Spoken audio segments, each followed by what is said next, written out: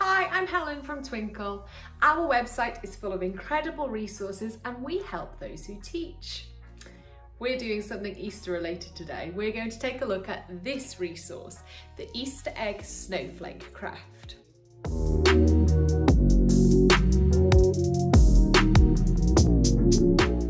Did you know that it's more likely to snow in April than it is in November in the UK?